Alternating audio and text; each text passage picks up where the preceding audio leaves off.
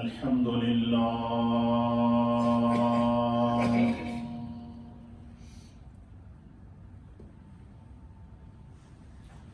الحمد لله نحمده ونستعينه ونستغفره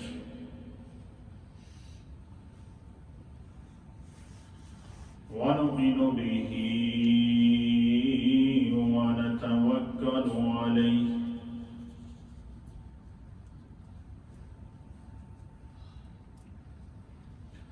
ونعوذ بالله من شرور أنفسنا ومن سيئات أعمالنا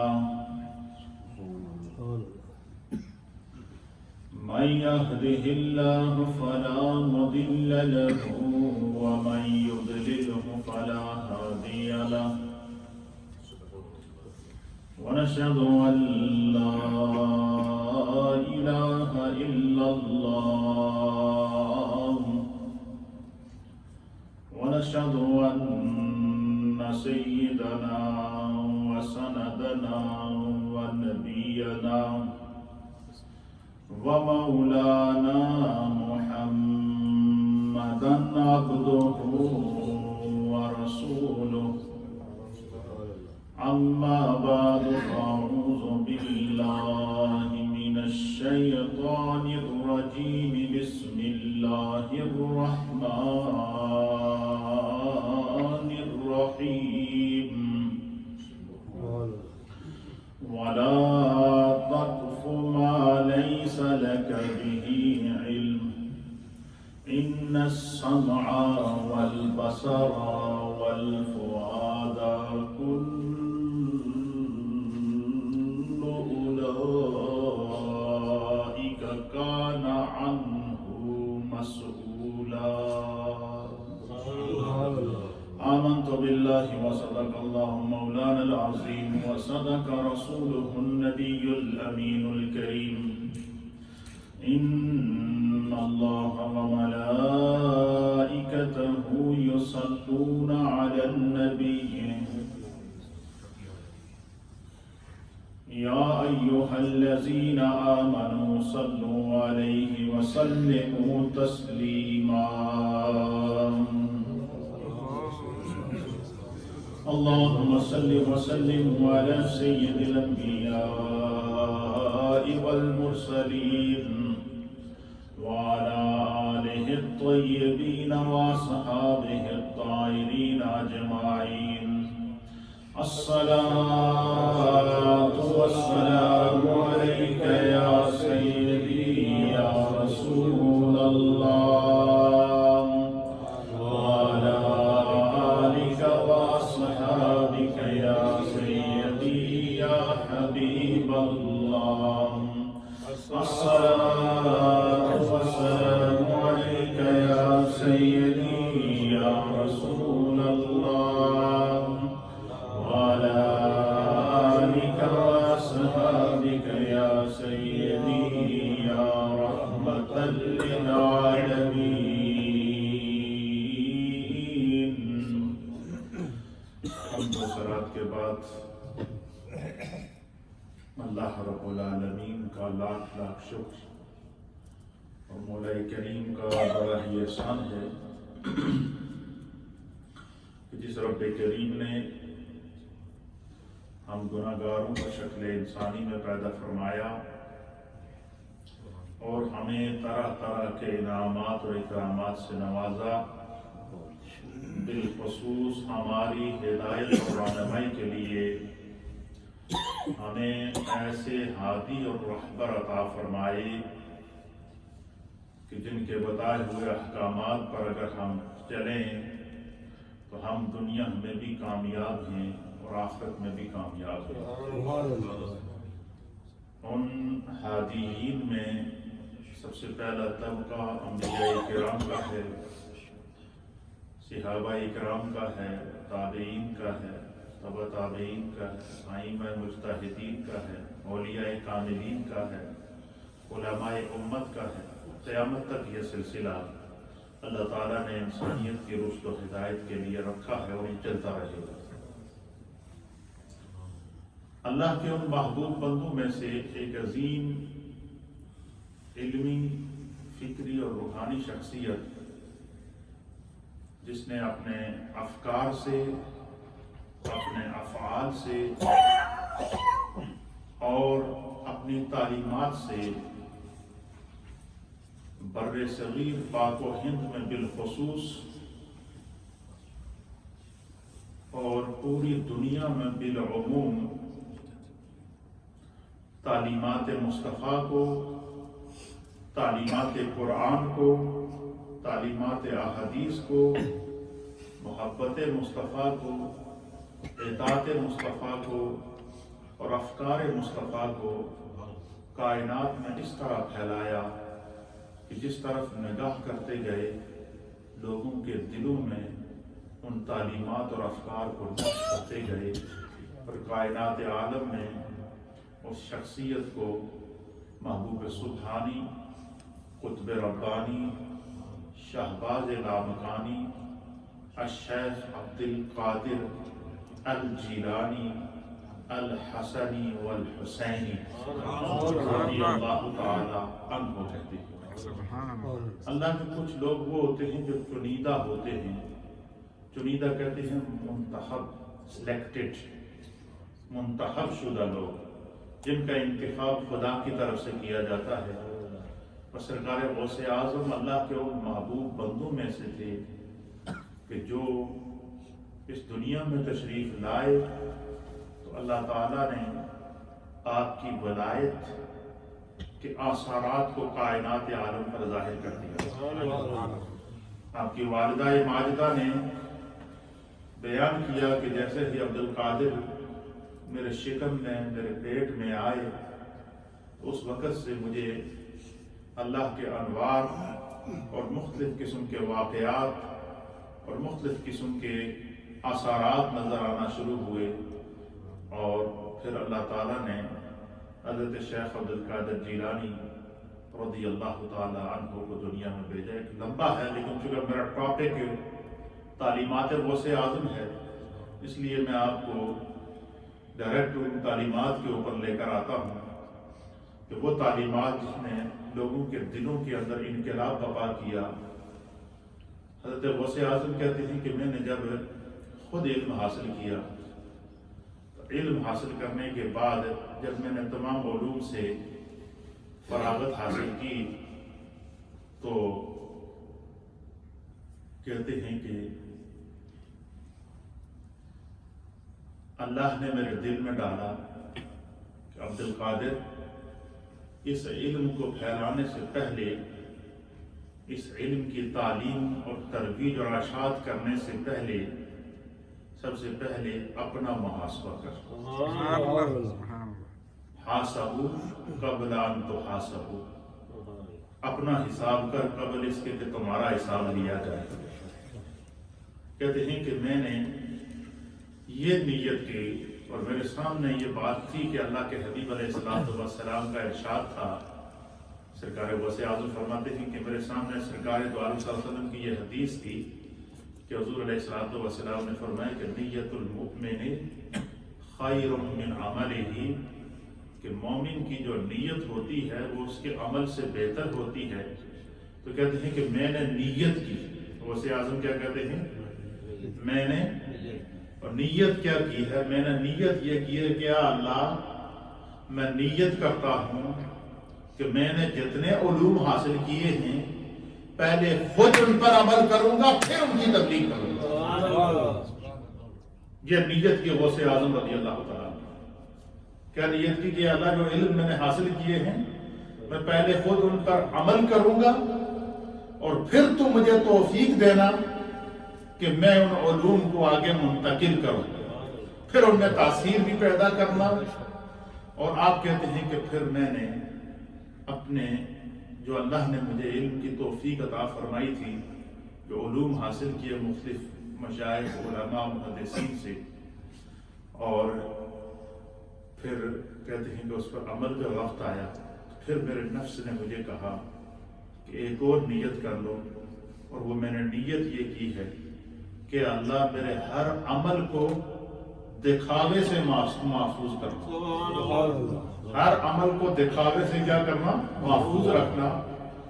मेरे हर अमल को तकब्बुर से महफूज रखना, मेरे हर अमल को उजब से महफूज रखना, मेरे हर अमल को बढ़ाई से महफूज रखना।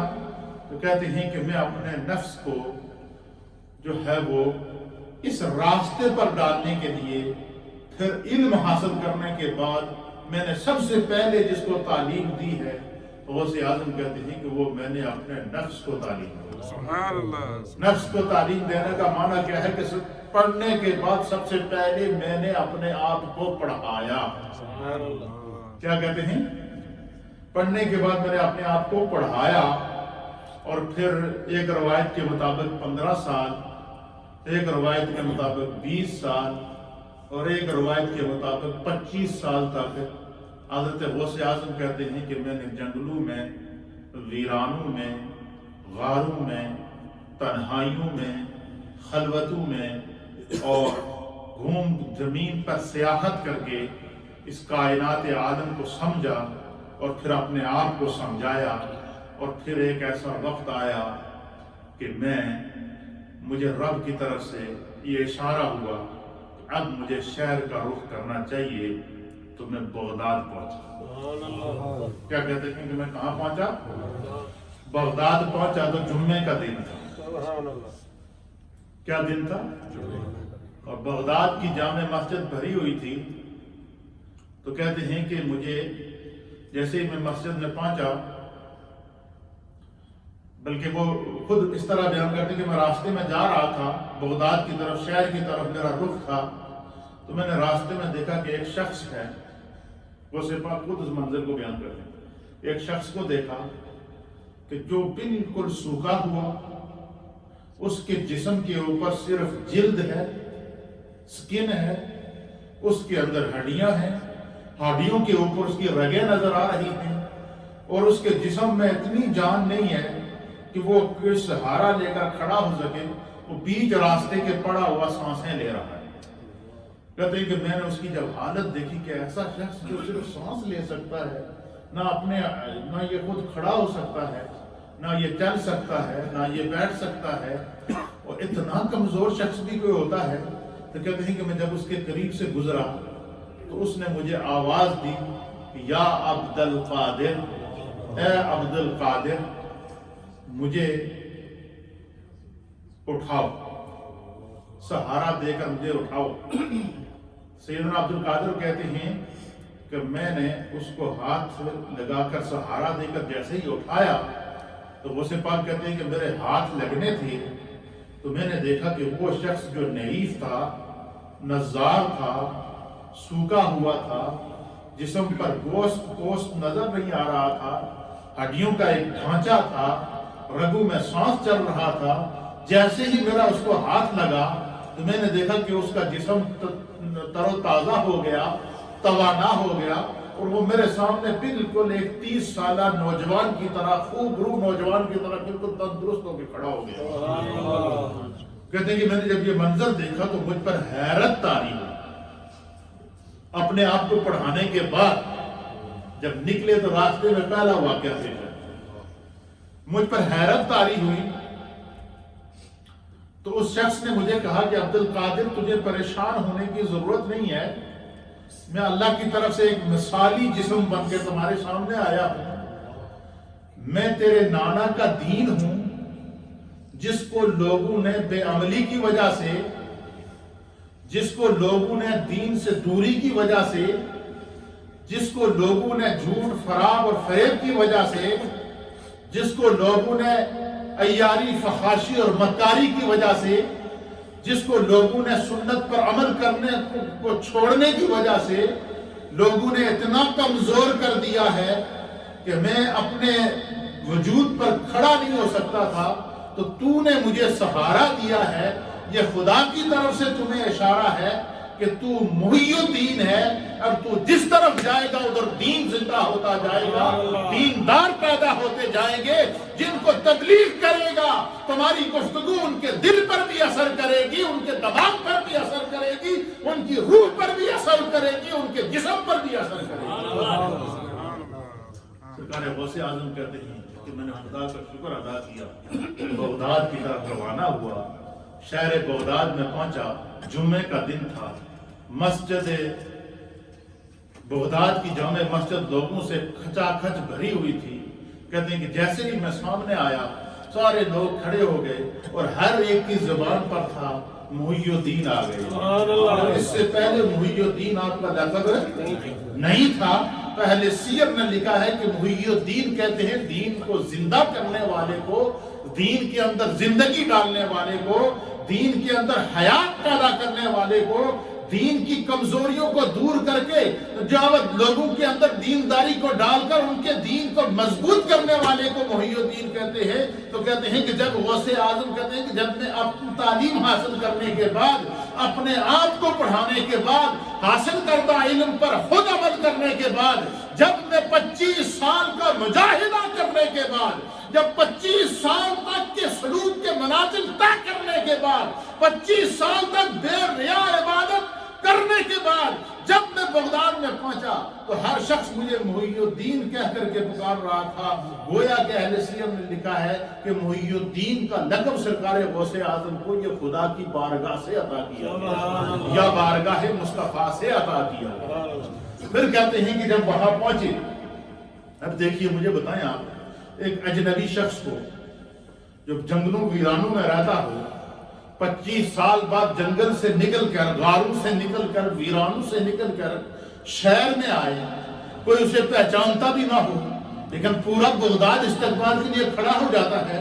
پتہ چلا کہ جسے خدا ولایت کا تاج پہناتا ہے تو پھر کائنات کے دل میں خدا ڈال دیتا ہے، تو پھر ذرے ذرے بھی پہچانتے ہیں کہ یہ خدا کا ولی ہے، پھر پتھر بھی پہچانتے ہیں کہ یہ خدا کا ولی ہے، شجر و حجر بھی پہچانتے ہیں کہ یہ خدا کا ولی ہے، کائنات کا ذرہ ذرہ پہچانتا ہے کہ یہ خدا کا ولی ہے، کیونکہ اس کی ولایت کا اعلان خدا کی طرف سے کیا جاتا ہے۔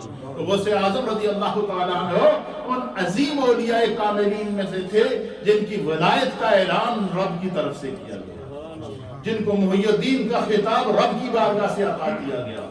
کہتے ہیں کہ میں جیسے ہی بغداد کی مسجد میں داخل ہوا تو سارے لوگ میرا استقبال کرتے ہوئے، سرکار غوث اعظم کہتے ہیں لوگوں نے مجھے پکڑا اور کہا کہ آج آپ نے واعظ بھی کرنا ہے، آپ نے جمعہ بھی پڑھانا ہے، آپ نے خطاب بھی کرنا ہے۔ تو سرکار غوث اعظم کہتے ہیں کہ میرے اندر ایک جھجک پیدا ہوئی، سوچا یہاں تو بڑے بڑے فصحاء عرب موجود ہیں، بغداد کے بڑے بڑے فصحاء موجود ہیں، بڑے بڑے ائمہ اور اہل فکر و دانش موجود ہیں، تو میں ان کے سامنے کیسے خطاب کروں گا؟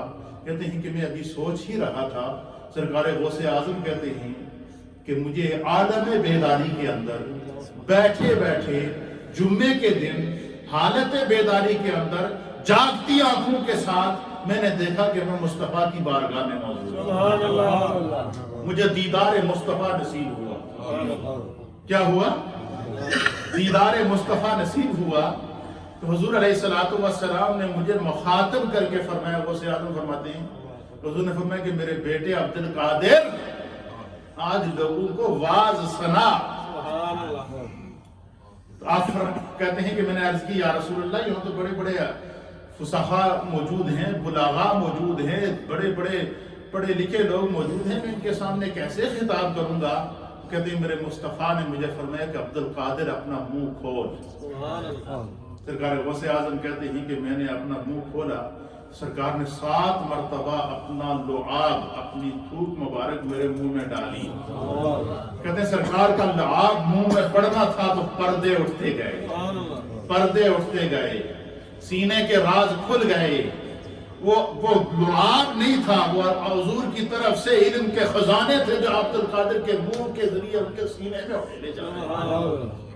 کہتے ہیں کہ ابھی جیسے ہی سرکار نے، پھر میں نے دیکھا کہ میرے سامنے مولا کائنات جناب حیدر کرار سیدنا علی اور مرتضیٰ کرم اللہ وجہہ الکریم بھی کھڑے۔ کہتے ہیں عالم بیداری میں، سرکار غوث پاک کہتے ہیں عالم بیداری کے اندر میں نے دیدار مصطفیٰ بھی کیا اور عالم بیداری کے اندر میں نے دیدار مولا کائنات بھی کیا۔ کہتے ہیں کہ حضرت مولا کائنات نے بھی یہی کہا انہوں نے بھی میرے منہ کے اندر 6 مرتبہ لعاب ڈالا۔ حضرت غوث اعظم کہتے ہیں کہ میں نے پوچھا کہ حضور سرکار نے تو 7 مرتبہ ڈالا ہے، آپ نے 6 مرتبہ اپنا لعاب میرے منہ کے اوپر رکھا ہے، اس کی وجہ کیا ہے؟ تو آپ نے کہتے ہیں مولا کائنات نے فرمایا ادب مصطفیٰ کی وجہ سے۔ کہتے ہیں کہ پھر کیا تھا؟ پھر میں نے واز شروع کیا، اور پھر اس واز کے اندر جو خدا نے تاثیر پیدا کی، وہ تاثیر کیا تھی وہ سنیں گے تو آپ کا ایمان تازہ ہو جائے گا۔ غوث اعظم کا وہ پہلا واز تھا، پھر کائنات عالم میں پھیل گیا کہ عبد القادر جیلانی درس دیتے ہیں، پھر آپ کے دروس بڑھنا شروع ہو گئے۔ پھر کہتے ہیں ایک وقت آیا بغداد کی مسجد میں جگہ تنگ پڑ گئی، پھر کہتے ہیں کہ پھر دن مقرر ہوا کہ جی جگہ مسجد میں تنگ ہے، لہٰذا باہر میدان میں جو ہے وہ آپ درس دیا کریں گے۔ میدان میں ممبر لگا دیا گیا، وہاں لوگ جمع ہونا شروع ہو گئے۔ پھر مہینے میں ایک مرتبہ جب آپ نے دن طے کیا کہ بھائی اس طرح لوگوں کو آنے میں بہت تکلیف ہوتی ہے، میں مہینے میں ایک مرتبہ درس دیا کروں گا، اس میں آپ لوگ آیا کریں، پھر لوگ جمع ہونا شروع ہو گئے۔ حتیٰ کہ ایک روایت کے مطابق آپ کے دروس کے اندر لکھا ہے کہ سرکار غوث اعظم رضی اللہ تعالیٰ عنہ کے دروس کے اندر 10,000 20,000 اور ایک روایت کے مطابق 40,000 کا اجتماع ہوتا۔ کتنا اجتماع ہوتا؟ 40,000 کا اجتماع ہوتا۔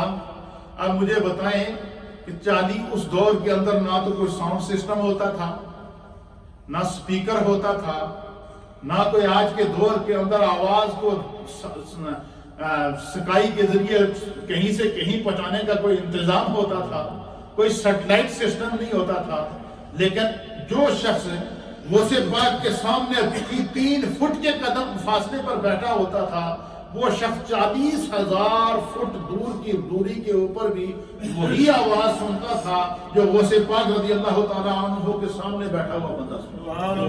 اس کی کیا وجہ ہے؟ اب اس کے اوپر علماء اور محدثین نے بڑی ایمان افروز بات لکھی کہ امام بخاری نے لکھا کہ نبی پاک صلی اللہ علیہ وسلم کی حدیث ہے کہ جب اللہ کا ولی عبادات کے ذریعے، نوافل کے ذریعے اللہ کا قرب حاصل کر لیتا ہے، اللہ تعالیٰ کی صفات کا مظہر بن جاتا ہے، تو فرمایا کہ اللہ کے حبیب فرماتے ہیں کہ پھر اس کا بولنا خدا کا بولنا ہوتا ہے، اس کا دیکھنا خدا کا دیکھنا ہوتا ہے، اس کا سننا خدا کا سننا ہوتا ہے، اس کا پکڑنا خدا کا پکڑنا ہوتا ہے۔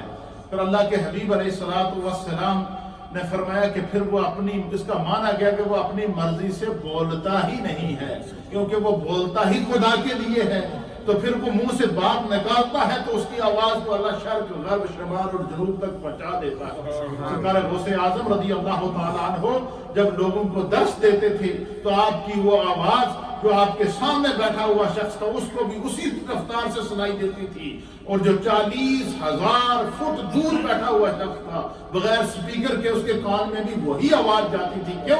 کہ اللہ تعالیٰ نے سرکار غوث اعظم کی آواز کو اپنے کولے کن کی برکات سے متصف کر دیا، کیونکہ وہ اپنی مرضی سے بولتے ہی نہیں تھے۔ اور آپ کے دروس کے اندر آپ نے عنوان قائم کیا ہے کہ اے انسان اپنا حساب خود کر۔ کیا اپنا حساب؟ فرمایا جب تو اپنا حساب کرے گا تو تجھے اپنی اصلاح کا موقع ملے گا، اور فرمایا کہ جب تو اپنی اصلاح کر لے گا تو پھر ایک ایسا موقع آئے گا کہ خدا تمہارے وجود کے اندر ایسی برکات پیدا فرمائے گا، اللہ تمہارے وجود کے اندر ایسی خیر پیدا فرمائے گا کہ پھر تمہارے وجود سے پھر آگے فیض کا عالم پھیلنا شروع ہو جائے گا۔ تو غوث اعظم فرماتے ہیں کہ میں نے 25 سال تک پڑھنے کے بعد اپنے آپ کو پڑھایا، 25 سال کے بعد جو علم حاصل کیا، 25 سال تک جنگلوں میں رہ کر، ویرانوں میں رہ کر، غاروں میں رہ کر، تنہائیوں میں رہ کر اس علم پر خود عمل کیا، پھر خدا نے میرے علم کے اندر اور میرے عمل کے اندر برکتیں پیدا فرمائیں۔ آپ ایک درس دے رہے تھے، درس کا آپ نے عنوان قائم کیا کہ اپنا حساب خود کر۔ آپ فرماتے ہیں کہ قیامت کا منظر ہوگا تو اللہ رب العالمین جب انسان کا حساب شروع ہوگا تو ہم دنیا میں جب کسی سے بات کرتے ہیں تو کس سے کرتے ہیں؟ زبان کے ذریعے کرتے ہیں نا۔ ہم زبان کے ذریعے، میں اگر آپ سے کوئی بات کہوں، میری آواز آپ تک پہنچ رہی ہے، میری زبان کے ذریعے پہنچ رہی ہے نا۔ اسی طریقے سے آپ کسی کے ساتھ کوئی میسج کنوے کریں تو آپ کی زبان کے ذریعے وہ میسج اس تک پہنچے گا نا. تو فرمایا کہ اب دنیا میں تو ہم ایک دوسرے کو سمجھانے کے لیے ایک دوسرے کو آواز دے دیتے ہیں. حضرت غوث اعظم کہتے ہیں کہ قیامت میں یہ دنیا میں بولنے والی زبان قیامت میں بند ہو جائے گی. قیامت میں اس زبان کو بولنے کی اجازت ہے نہیں ہوگی. اسے کہا جائے گا کہ تو بہت بول چکی ہے. اب جن جن چیزوں نے تیری آواز سنی ہے وہ تیرے خلاف گواہی دیں گے. اور سرکار غوث اعظم فرماتے ہیں کہ ان میں سے سب سے پہلے کیا انسان کے خلاف گواہی دے گی؟ فرمایا انسان کے اس کے اپنے اعضاء گواہی دیں گے. پھر اس کے اوپر آپ قرآن حکیم فرقان مجید کی پارہ نمبر 15 سورہ بنی اسرائیل کی آیت نمبر 36 کو بطور دلیل پیش کرتے ہیں اس درس کے اندر. آپ فرماتے ہیں کہ میرے رب کا فرمان ہے. اللہ فرماتا ہے کہ وَلَا تَقْفُ مَا لَيْسَ لَكَ بِهِ عِلْمٍ، کہ اللہ فرماتا ہے کہ جس چیز کا تمہیں علم نہیں ہے اس کے در پہ ہونے کی ضرورت نہیں. آسانو فکر اس دی ہوندی ہے جس کا سانو علم نہیں ہوتا. تو جس کا علم ہوتا اس کے عمل ہی نہیں کرتے. اس کا معنی مفہوم یہ ہے کہ جس کا تمہیں علم نہیں اس کے در پہ نہ پڑ، جس کا علم ہے اس کی فکر کر. کیوں؟ کہ کیا ہوا؟ فرمایا کہ اللہ تعالیٰ نے یہ جو تمہیں اعضاء جسمانی دی ہیں، ان السمع، غوث اعظم قرآن کی آیت کا حوالہ دے کر فرماتا ہے، اللہ فرماتا ہے ان السمع، بے شک یہ تمہارے جو کان جن کے ساتھ تو سنتا تھا، تمہارے یہ کان جن کے ساتھ تو کیا کرتا تھا؟ سنتا تھا. والبصارا، اور تمہاری یہ آنکھیں جن کے ساتھ تو دیکھتا تھا. والفؤادا، تمہارا یہ دل جس کے ساتھ جس کے اندر تو طرح طرح کی تدابیر سوچتا تھا. فرمایا کہ کل اولئک کان عنہ مسئولا، قیامت کے دن اللہ تعالیٰ ان سے سوال کرے گا. تمہارے کان میں ہدایت کی آواز آئی تھی، تو نے عمل کیا یا کہ نہیں کیا؟ تو نے ان آنکھوں سے نیکی کے راستے کو تمہیں دکھایا گیا تھا، تو اس راستے پہ چلا یا کہ نہیں چلا ہے؟ تمہیں خدا نے دل دیا تھا، اس دل کے اندر تو نے ایمان کے نور کو بھرا یا کہ نہیں بھرا؟ اس دل کو تو نے اللہ کے ذکر سے تر کیا یا کہ نہیں کیا؟ سرکار غوث اعظم فرماتے ہیں کہ انسان کے اس کے اعضاء اس کے خلاف جو گواہی دیں گے. کیا کریں گے؟ وہ اعضاء اس کے بولتے رہیں گے. فرمایا اعضاء سے سوال کیا جائے گا، کانوں سے سوال کیا جائے گا. انسان ہی کے کان مسئول ہوں گے، انسان کی آنکھیں مسئول ہوں گی، اس کی زبان مسئول ہوگی، اس کا دل مسئول ہوگا. اور پھر اس کے اوپر آپ فرماتے ہیں کہ وہ کیسے ہوگا؟ فرماتے ہیں کہ میرا رب فرماتا ہے قرآن حکیم فرقان مجید کے اندر، اللہ تعالیٰ نے سرکار غوث اعظم کو قرآن کا ایسا علم عطا فرمایا تھا کہ آپ ایک ایک آیت کی 40 تفاسیر پیش کرتے تھے. اور جس موضوع پر آپ گفتگو کرتے تھے سرکار غوث اعظم رضی اللہ تعالیٰ عنہ، اس موضوع پر پہلے اس کے احوال کے اوپر جتنی قرآنی آیات ہیں ان کو بالترتیب بیان کیا کرتے تھے. پھر نبی پاک کے ارشادات بیان کیا کرتے تھے. پھر خدا نے جو غوث پاک کو مشاہدات عطا فرمائے تھے، پھر ان مشاہدات کو بیان کرتے تھے. اور جو بھی آپ کی مجلس میں بیٹھتا تھا، جب اٹھتا تھا تو وہ صرف دین کا عالم ہی نہیں ولی اللہ ہو کر اٹھتا. اور اس کا عالم کیا تھا؟ اس کی ایک مثال آپ سنیں گے آپ کا ایمان تازہ ہو جائے گا. سرکار غوث اعظم درس دے رہے ہیں، جمعے کا اجتماع ہے، گفتگو کر رہے ہیں. گفتگو کے دوران بڑے بڑے ائمہ اولیاء آپ کے مجلس میں بیٹھے ہوئے ہیں. اور اس مجلس میں ایک اللہ کے بہت بڑے ولی تھے جن کا نام تھا حضرت علی حیتی رضی اللہ تعالیٰ. کیا نام تھا؟ حضرت علی حیتی جیسے عظیم اولیاء اللہ بھی آپ کے دروس میں آ کر بیٹھا کرتے تھے. حضرت علی حیتی بیچ درمیان میں بیٹھے ہوئے تھے، غوث پاک درس دے رہے ہیں. اور گفتگو کے دوران حضرت علی حیتی کی آنکھ لگ گئی. کیا ہو گئی؟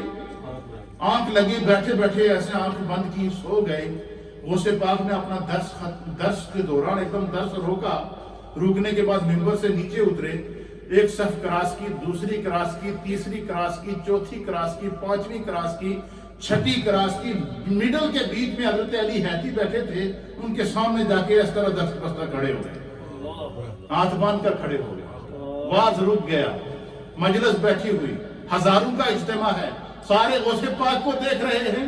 حضرت علی حیتی کے پاس غوث اعظم اس طرح کھڑے ہیں ہاتھ باندھ کر. اور حضرت علی حیاتی بڑے مزے سے سو رہے ہیں، اور جمعے کا اجتماع ہے، اجتماع جمعے کا ہے، حضرت علی حیاتی سو رہے ہیں، غوث پاک پاس کھڑے ہیں آنکھ باندھ کر، اور مجمع سارا ان کی طرف دیکھ رہا ہے، ان دونوں کی طرف کہ ہو کیا رہا ہے۔ اتنے میں حضرت علی حیاتی نے ایسے آپ نے ایک دم جھٹکا لیا اور آپ کی آنکھ کھلی اور کہا حضور میں معافی چاہتا ہوں، میری آنکھ لگ گئی تھی اور آنکھ میں مجھے دیدار مصطفیٰ۔ حضرت علی نے حیاتی نے کیا کہا کہ مجھے آنکھ لگ گئی تھی اور آنکھ میں مجھے کیا ہو گیا؟ دیدار مصطفیٰ ہو گیا۔ اور غوث پاک نے فرمایا خدا نے تجھے حالت نیند میں دیدار مصطفیٰ کرایا، مجھے حالت بیداری میں دیدار مصطفیٰ کرایا، اسی لیے تو میں تیرے پاس کھڑا ہو کر درود و سلام پڑھ رہا ہوں۔ یہ تھا غوث پاک رضی اللہ تعالیٰ عنہ کی معرفت، یہ آپ کی معرفت کا مقام تھا، یہ آپ کی عظمت کا مقام تھا۔ آپ فرماتے ہیں کہ انسان اپنا حساب کر قبل اس کے کہ تمہارا حساب ہو۔ فرمایا کہ جب قیامت کا دن ہوگا تو انسان کے اعضاء سے اللہ سوال کرے گا، زبان خاموش ہو جائے گی، اس کے اعضاء سے پوچھا جائے گا۔ اسی لیے علماء فرماتے ہیں کہ جب بندہ نماز پڑھتا ہے تو یہ نماز خدا کی طرف سے انسان کے لیے، مسلمان کے لیے ایسا تحفہ ہے کہ جب بندہ نماز میں قیام کرتا ہے، پھر رکوع کرتا ہے، پھر سجدے کی حالت میں جب جاتا ہے تو سجدے میں جب آدمی ہوتا ہے اس کی پاؤں کی انگلیوں سے لے کر گھٹنے، ہاتھ، سر، ماتھا، ناک، پورا جسم انسان کا سجدے میں چلا جاتا ہے، اور انسان کے جسم کے سارے اعضاء اللہ کی بارگاہ میں سجدہ کرتے ہیں۔ اور یہ عمل انسان کا خدا کو سب سے زیادہ پسند ہے۔ اور جو بندہ اس عالم میں خدا کی بارگاہ میں سجدہ کرتا ہے کہ وہ حالت حضوری کے اندر ہو، کہ اس کی سوچ بھی خدا کو سجدہ کر رہی ہو۔ غوث پاک فرماتے ہیں کہ اس کی سوچ بھی خدا کو سجدہ کر رہی ہو، اس کا خیال بھی خدا کو سجدہ کر رہا ہو، اس کے تصور اور تخیل بھی جب خدا کو سجدہ کر رہا ہو۔ فرمایا ایسے عالم میں جب بندہ خدا کو سجدہ کر کے کہتا ہے سبحان ربی، تو اللہ کی طرف سے آواز آتی ہے لبیک عبدی۔ فرمایا یہ عالم ہوتا ہے بندگی کا۔ غوث پاک فرماتے ہیں، آپ فرماتے ہیں کہ قیامت کا دن ہوگا، کیا ہوگا؟ فرماتے ہیں یوم تشہد علیہم السنتہم، کہ جس دن ان کے خلاف ان کی زبانیں، ان کے ہاتھ، وارجلہم، اور ان کے پاؤں، بما کانوا یعملون، ان کے اعمال کی گواہی دیں گے۔ اللہ اکبر۔ دنیا میں تو ہم ہاتھ مار کے کیا نہ کیا کر دیتے ہیں، دنیا میں ہم زبان چلا کے کیا نہ کیا کر دیتے ہیں، دنیا میں ہم کسی کا حق مارنے کے لیے بڑی سے بڑی جو ہے وہ واردات کر گزرتے ہیں، لیکن سرکار غوث اعظم فرماتے ہیں کہ انسان تیار رہنا، ایک دن تمہاری زبان تمہارے خلاف گواہی دے گی۔ آج یہ جو زبان دوسروں کے خلاف بول رہی ہے، یہ کل تمہارے خلاف گواہی دے گی۔ آج یہ جو کان دوسروں کی باتیں سن کر مزے لے رہے ہیں، کل تمہاری خلاف گواہی دیں گے۔ تمہارے ہاتھ تمہارے خلاف گواہ ہو جائیں گے، تمہارے پاؤں تمہارے خلاف گواہ ہو جائیں گے، تمہارا جسم تمہارے خلاف گواہی دے گا۔ فرمایا کہ اپنے اعضائے جسمانی کو اپنے رب کی طرف اس طرح متوجہ کر کہ تیری روح بھی خدا کو سجدہ کرے، تیرا تصور بھی خدا کی عبادت کرے، تیرا تخیل بھی خدا کی عبادت کرے۔ فرمایا جب بندہ اس منصب پر پہنچتا ہے تو پھر محی الدین بنتا ہے، پھر وہ بولتا ہے تو اس کے سامنے بیٹھا ہوا جو شخص ہے وہی آواز سنتا ہے، جو 40,000 فٹ دور بیٹھا ہوا ہے اس کے درس میں، اس کے کان میں بھی غوث اعظم کی آواز جا رہی ہے۔ بیچ میں نہ ساؤنڈ سسٹم ہے نہ سپیکر ہے، کیوں کہ وہ آواز اس کی ہے ہی نہیں، اس نے اپنی آواز کو خدا کی آواز کے جو ہے وہ مطابق بنا دیا ہے۔ پھر فرماتے ہیں سرکار غوث اعظم کے پھر میرا رب فرماتا ہے، کیا فرماتا ہے؟ الیوم نختم علی افواہہم، سورہ یاسین کے اندر آپ پڑھتے ہوں گے، الیوم نختم علی افواہہم وتکلمنا ایدیہم وتشہد ارجلہم بما کانوا یکسبون۔ اس کا ترجمہ سنیں۔ اللہ فرماتا ہے سورہ یاسین کی یہ آیت نمبر ہے 65۔ اللہ فرماتا ہے کہ الیوم نختم علی افواہہم، کہ ہم آج کے دن ان کے منہوں پر مور لگا دیں گے۔ یہ زبان جو آج بولتی ہے قیامت کے دن اس پر مور لگی ہوگی کہ آج تو نہیں بول سکتی، آج تو نہیں بول سکتی، تیرے اس بولنے کی وجہ سے اس جسم نے جو گناہ کیے ہیں آج وہ عذاب بولیں گے تیرے خلاف۔ اس لیے فرمایا کہ اس لیے علماء فرماتے ہیں کہ ایک چپ اور 100 سکھ، کہ اپنی زبان کو خاموش رکھو، بولو تو صحیح بولو، اس زبان سے کوئی ایسا الفاظ نہ نکالو جو قیامت کے دن تمہارے ہی خلاف گواہ بن جائے گا۔ تو اللہ فرماتا ہے کہ اس دن کیا ہوگا، الیوم نختم علی افواہہم، تمہاری زبانوں پر خدا کی طرف سے مہر لگ جائے گی۔ کیا ہو جائے گی؟ مہر لگ جائے گی۔ اور کیا ہوگا؟ وَأَيْدِيهِمْ، فرمایا کہ پھر کیا ہوگا؟ پھر فرمایا ان کے ہاتھ ہم سے کلام کریں گے۔ اللہ کیا فرماتا ہے؟ تمہارے ہاتھ بولیں گے۔ دنیا میں تو زبان بولتی ہے، قیامت میں تمہارا ہاتھ بولے گا، اس کو اللہ قوت گویائی دے گا، لیکن وہ یہ نہیں بولے گا، وہ یہ بولے گا کہ اس نے یہ گناہ کیے تھے، یہ نیکیاں کی تھی، یہ اچھائیاں کی تھی۔ اگر اس ہاتھ نے تمہاری نیکیوں کی گواہی دی تو تمہاری نجات ہے، اور وہی ہاتھ تمہارے گناہوں کی گواہی دے گا، تمہارے عمل کی گواہی دے گا، تو وہ تمہارے لیے ہلاکت کا سبب ہوگا۔ فرمایا وَتَشْهَدُ أَرْجُلُهُمْ، تو پھر خدا تمہارے یہ پاؤں تمہارے خلاف گواہ بن جائیں گے، تمہارا اپنا جسم تمہارے خلاف گواہ ہوگا۔ اللہ تعالی ہمیں دین کو سمجھنے کی توفیق عطا فرمائے۔ فرمایا بما كانوا يكسبون، جو کچھ تم نے دنیا میں کمایا ہوگا نا، وہ قیامت میں تمہارے سامنے ہوگا۔ اگر حلال ذرائع سے کمایا ہوگا تو تمہاری نجات ہوگی، اور حرام ذرائع سے کمایا ہوگا تو وہی تمہارے لیے جہنم کا ایندھن بنے گا۔ یہی وجہ ہے کہ اللہ رب العالمین قرآن حکیم سورہ بقرہ میں فرماتا ہے کہ قیامت کے دن جب انسانوں کو، کفار کو، مشرکین کو عذاب ہوگا، تو جو جہنم کی آگ ہوگی اس کا ایندھن کیا ہوگا؟ اللہ فرماتا ہے اس کا ایندھن، جو لکڑی جس سے آگ جلتی ہے اس کا ایندھن کہتے ہیں، فرمایا اس کا ایندھن پتھر اور انسان ہوں گے۔ کیا ہوں گے؟ پتھر اور انسان ہوں گے۔ کیوں ہوں گے؟ فرمایا کہ اللہ دکھائے گا اس انسان کو کہ انہی پتھروں کی تو پوجا کرتا تھا، ان پتھروں کو تو سجدہ کرتا تھا، ان کے سامنے تو شرک کیا کرتا تھا، آج یہ خود اپنے آپ کو آگ سے نہیں بچا سکتے، تمہیں کیا بچائیں گے؟ اس لیے سرکار غوث اعظم رضی اللہ تعالیٰ عنہ فرماتے ہیں کہ اے انسان، اپنا حساب خود کر قبل اس کے کہ تیرا حساب شروع ہو۔ فرمایا جس نے اپنا حساب کر لیا، اس نے کسی دوسرے کا حساب لینے کی ضرورت ہی نہیں پڑی۔